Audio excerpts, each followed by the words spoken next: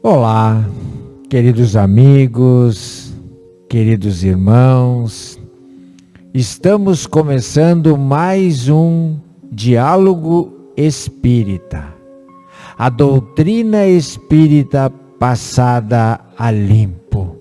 Convidamos o irmão Dilson Barros para fazer a prece de abertura. Então, queridos ouvintes, onde quer que estejamos, vamos nos reconectar ao Divino, pela qual espera por nós. Conectarmos com a espiritualidade amiga que está também aguardando por nós. Que possamos então acalmarmos nossos corações aflitos, aturdidos. Se quiserem utilizar uma respiração mais calma, é importante, façam. E vamos procurar pensar em Jesus. E percebam que falar a palavra Jesus já nos acalma, já nos traz um sentimento diferente, nos direciona ao Pai Maior.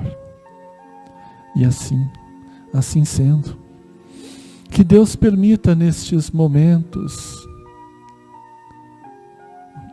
que a espiritualidade amiga possa trazer até nós outros o que nós necessitamos.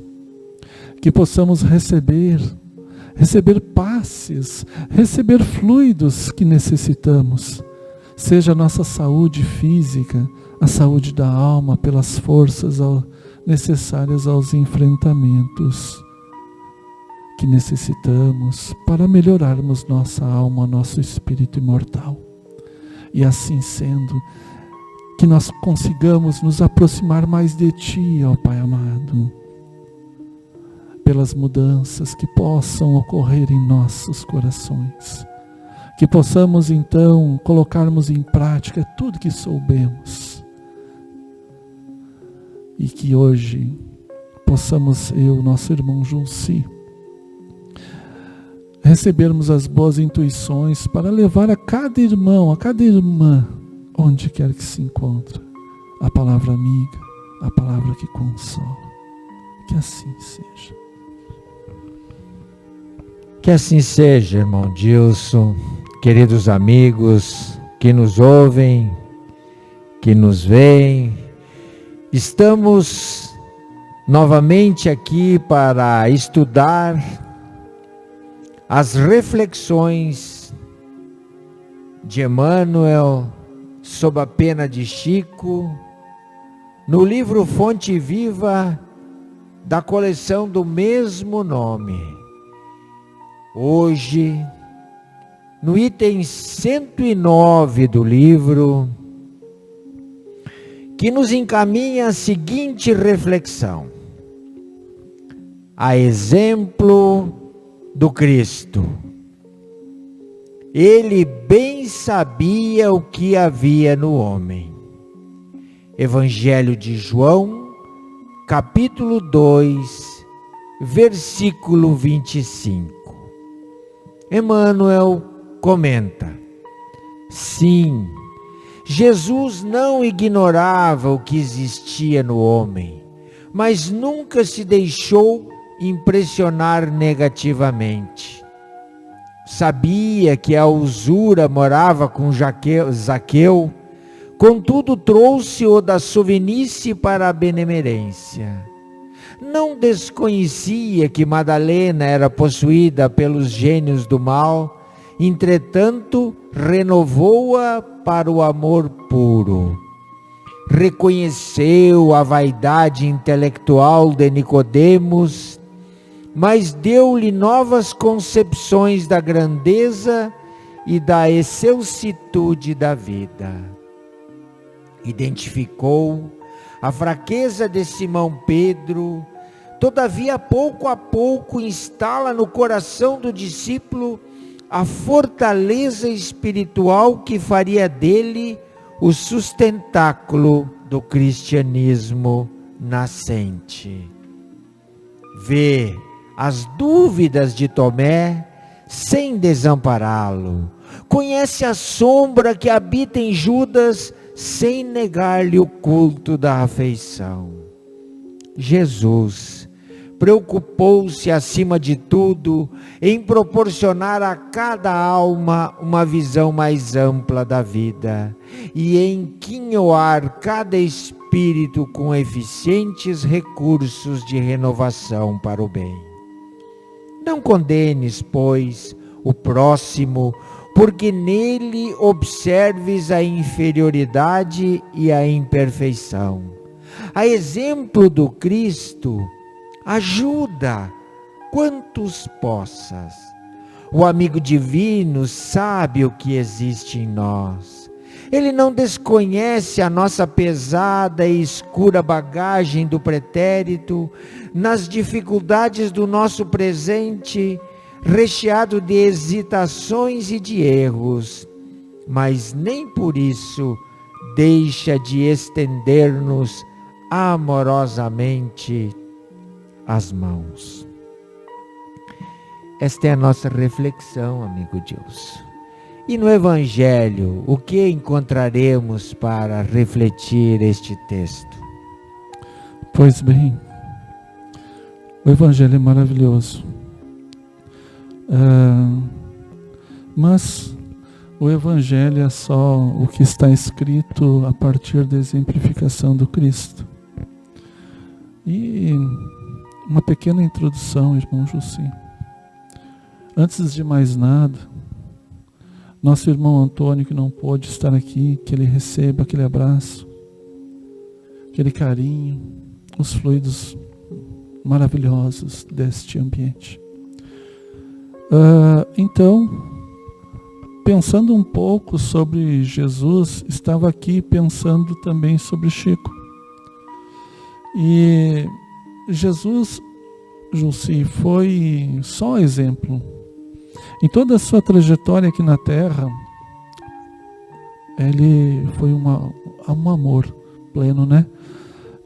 Tudo que fez foram atitudes de exemplificação para nós outros, nos ensinando como devemos viver, como devemos ser, para que nós consigamos então um futuro feliz na vida futura, que vem a partir do desenlace do corpo físico. E daí surgem muitas dificuldades para nós entendermos os ensinamentos de Jesus. Mas Jesus, através da sua exemplificação de amor, de renúncia, Jussi, ele nos ensinou o perdão, nos ensinou a perdoarmos sempre, a sermos misericordiosos, tolerantes, a termos sentimentos doces, sermos afáveis. Chico, nesse meu raciocínio, ele dá continuidade a esse ensinamento. A vida do Chico, nosso mentor, né? Ele repete na carne, então aqui é uma trajetória de Jesus, ele tenta, ele se esforça e foi. Por isso Chico também teve uma vida só de amor, não é mesmo? Daí, no Evangelho, nós temos no capítulo 10 exatamente esse ensinamento, a indulgência pelo Espírito de Joseph. Deus. Sabe, quando nós, um tanto que irrefletidamente, mas por impulso religioso, nós dizemos que Jesus é o guia da humanidade, é o nosso mestre, é o nosso protetor, é o nosso governador. Isso ainda é muito racional no nosso coração. Mas de fato, Dilson, nós não temos a dimensão deste Cristo que está conosco e que nos adotou como irmãos menores. Essa condição de irmão maior de Jesus, de Cristo Jesus, é uma condição tão grande, Deus, tão grande, mas tão grande, que foge à nossa capacidade de compreensão. Sabe? Quando nós, também por impulso religioso, o chamamos de Deus, né? Quando na realidade a doutrina espírita ensina que ele não é Deus. Deus é o nosso Pai e o dele também, mas de fato, Deus, pela energia, pelo amor, pelo que ele representa, ele é todo providência, ele é todo misericórdia que nós podemos conhecer agora, Deus. E os espíritos superiores, né? Eles vêm através do Evangelho, de outras tantas obras maravilhosas, nos ensinar a respeito. Mas eles acabam repetindo quase a mesma coisa em palavras diferentes. Veja só, o diálogo espírita que você e o Antônio fizeram semana passada. Que diálogo maravilhoso. E pela qual vocês falaram do fermento. Jesus, ele fermentou a massa. Dentro dessa figura de linguagem, ele ficou para nós eternamente. E ele restou como um Deus. Porque nós não conhecemos um ser maior, em grandeza de amor. Ele teve a proeza, e proeza é por minha conta, porque às vezes o nosso sistema de comunicação ele é falho, de se rebaixar a nossa pequenez para nos introduzir as leis maiores que regem o universo, segundo a nossa compreensão, Deus. Ele se fez pequeno. Esse ensinamento ele deixou claro: se você quer ser grande, seja pequeno, e ele se fez pequeno. Então, quando ele diz aqui, e João retrata numa frase que deu um versículo, que ele sabia o que havia em nós, efetivamente ele sabia.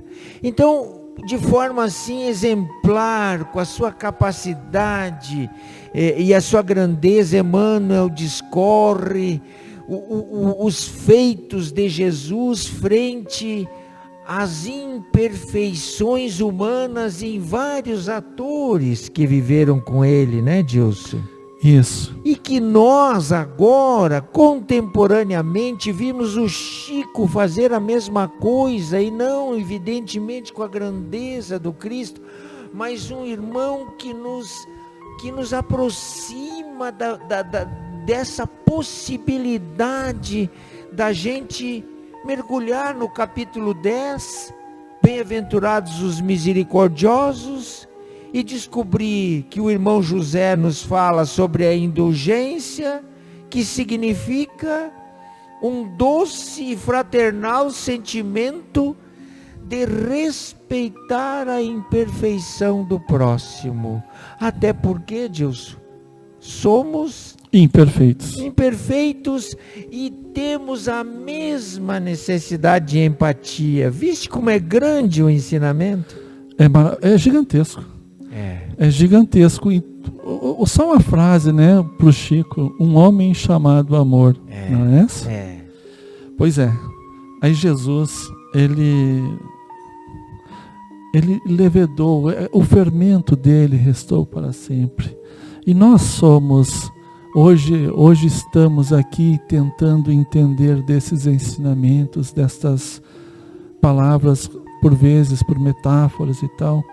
Mas sim, Júlcio, sim, a misericórdia que Jesus nos ensina a ter, e pela exemplificação, perdoando sempre, tolerando nossos irmãos, porque nós necessitamos de perdão, nós necessitamos de sermos tolerados. Por vezes, como os Espíritos referem, nós somos muito bons, e por vezes muito ruins. E por vezes tudo isso ao mesmo tempo. Por Sabe, isso Deus, a imperfeição nossa. outro dia, eu raciocinava a respeito da nossa pequenez, e de fato nós somos pequenos. Nós somos espíritos infantis em relação à idade do Cristo Jesus. Então nós estamos aprendendo.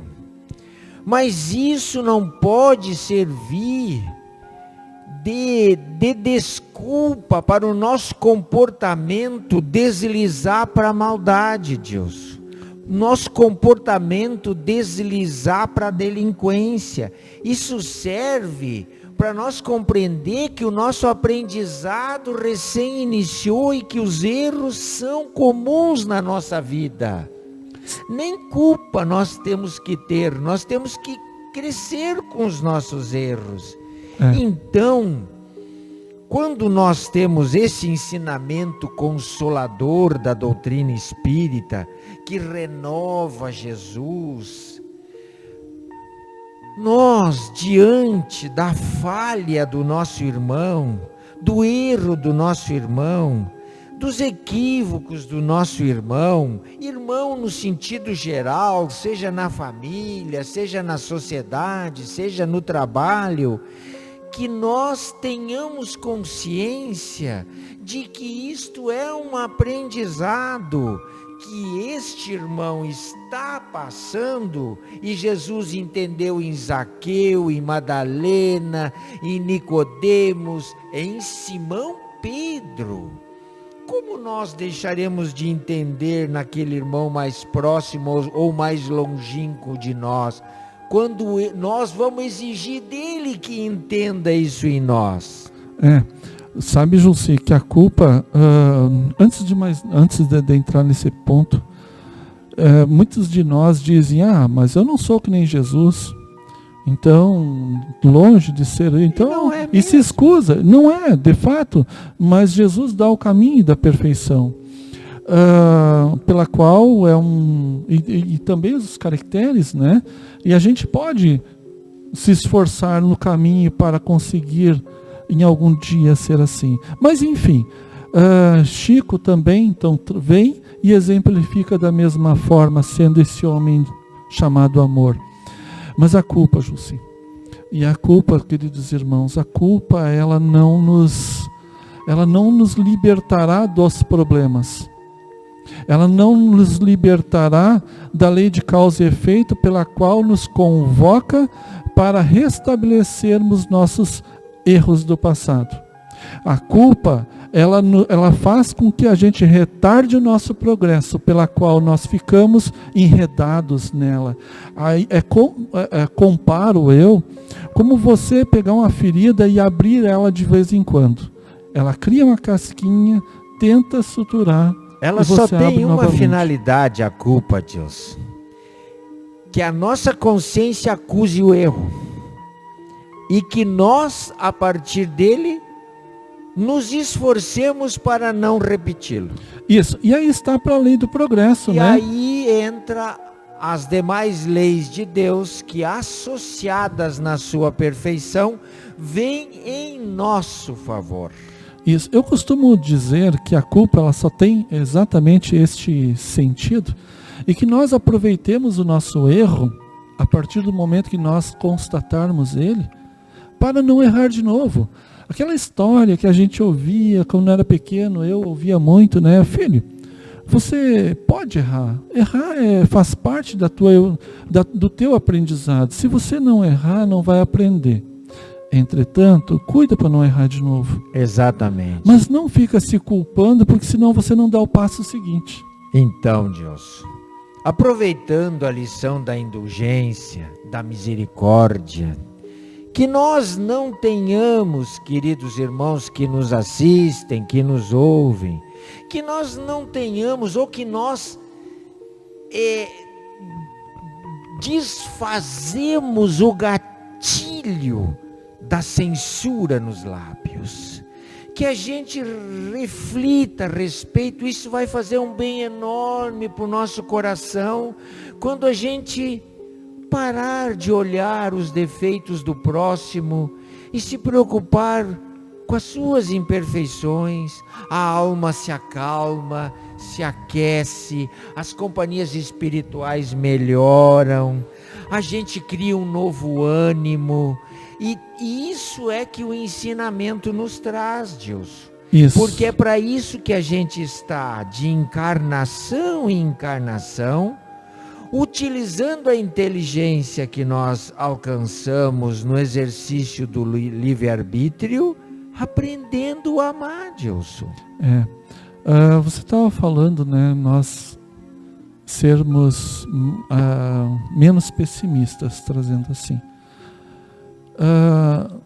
Se nós, e aí me veio à mente, Julci, o fato, muitas vezes o fato de nós termos um não na ponta da língua. Sim. Sermos negacionistas. Tem muitas pessoas boas, Gilson, que eu conheço e que são boas porque elas a gente sabe. Demonstram com atitudes que primeiro elas começam com ranço.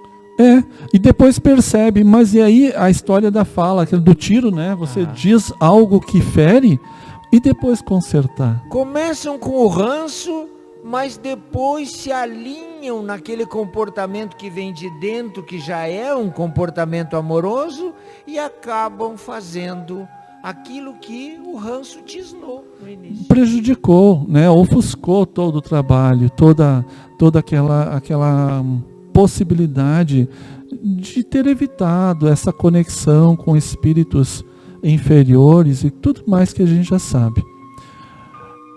Então, eu não sei como é que está o horário.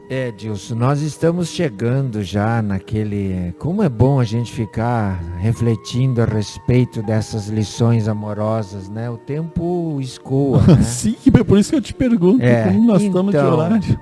Obedecendo as regras que regem o nosso trabalho dentro do horário, a gente já vai se encaminhando para a nossa oração de encerramento. Que queres fazer ou quer que eu faça? Indiferente, eu posso fazer. Então, estamos Deus, nós então dois se tu estás imbuído da inspiração, renove os nossos companheiros. Então, gente, passou rápido, mas estamos então já neste momento, pela qual convido a todos para reservar aquela água para ser fluidificada. Reservando o próximo,